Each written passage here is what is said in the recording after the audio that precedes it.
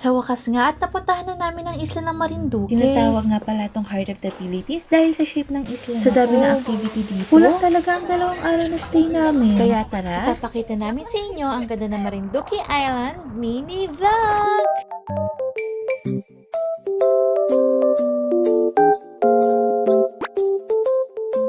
Bago makapunta sa isla, kailangan nyo muna mag-boat mula Katanawan. At saktong-sakto na yung owner po ng resort na sumalubong sa amin. I-follow nyo na ang Islas Moriones Beach Resort, guys. At i-try nyo na rin puntahan ang napakagandang resort nila. Buti na lang, hindi umuulan sa mga panahon na yan. Sasalubong sa'yo ang nakaka-relax na paligid at mga mababait na staff. Isa pang sasalubong, ang welcome drinks nila. Siyempre, hindi natin palalampasin yan. Ang maganda dito, lahat ng request namin, pinipilit nilang ibigay na hindi ka mabibigo. Inabutan na nga pala kami ng hapon yan, kaya kinabukasan na lang kami mag-island hopping. 2 room ang inavail namin at talagang sulit na sulit. Tignan nyo naman ang ganda ng rooms nila at may overlooking pa sa beach. Yung matatanaw mo, ang ganda ng Marinduque Island. Kaya kahit nasa kwarto ka lang, feel na feel mo na nasa isla ka. Isa talaga to sa na-request namin. Hindi na namin namalayan na alas 4 na pala. Tapos hindi pa kami nanananghalian. Kaya tignan nyo naman ang gutom namin. Pasilip-silip pa nga si Mr. Suabe niya kahit gutom na. Sa sobrang laki ng resort na to, talagang hindi pwedeng wala kang gawin. At syempre, sinulit naman namin. Pwede kang mag-table tennis hanggang kailan mo gusto. At volleyball pag medyo malilim na. At pwede ka rin naman magtagu-taguan katulad ng ginagawa ni Mr. Suabe. Ewan ko ba kung anong trip nito. Sobrang saya nga ng mga babies namin dahil malaya silang nakakatakbo sa pet-friendly na resort nila. Nakaka-relax din ng pagtambay sa gabi. Nakaka-relax din ng mga ilaw sa paligid. Tapos naisipan din namin mag-karaoke. Inabot na nga kami ng low tide kinabukasan. Kaya kinailangan muna namin sumakay sa maliit na bangka papuntang malaking bangka. Unang pinuntahan nga namin dyan ang sandbar. At buti na lang hindi ganun kainit kasi wala talagang masisilungan doon. Na-enjoy din naman namin ang maliit na sandbar na to. Sobrang tagal namin dito, muntik nang lumubog yung sandbar bago kami umalis. Sumunod na nga namin pinuntahan ay ang sunog bato sa may Maniwaya. Pero nilakad muna namin ang papunta sa Century Old Tree. Napakahiwaga ng punong ito. Talagang hindi ka magsasawang titigan. At syempre, hindi mawawala ang group pictures. Kasama ang napakagandang puno. Napakalawak nga dito kaya kahit magsipa-sipa ka dyan ay pwede mong gawin. At talagang hindi pinalagpas ng batang to ang pagpapakita ng talent. At ang pagpapakita ni Mr. Suabe na mahiwaga niyang moves. After nang pinuntahan na nga namin ang sunog bato. Ay talagang masusunog ka sa init dito. Sobrang dami nga namin time mag-swimming dahil maaga kami nakabalik ng resort. Syempre, hindi mawawala ang wacky pose ni Mr. Suabe. At walang sawa naming paglubog sa pool. Talagang may enjoy mo ang paligid ng Islas Moriones. At talaga namang napakaganda ng view habang lumalangoy ka. Pwede rin kayo magpaluto sa mismong restaurant nila. Sobrang dami ng serving sila. Talagang masarap. Tapos hindi rin naman ganun kamahal. Sobrang sarap talaga sa pakiramdam ang pagpunta sa mga gantong lugar. Tapos kasama mo pa ang pamilya mo. Salamat Lord at lagi mo sa aming pinaparanas to. At salamat din sa lahat ng mga nanood ng mini vlog namin. Hanggang sa muli!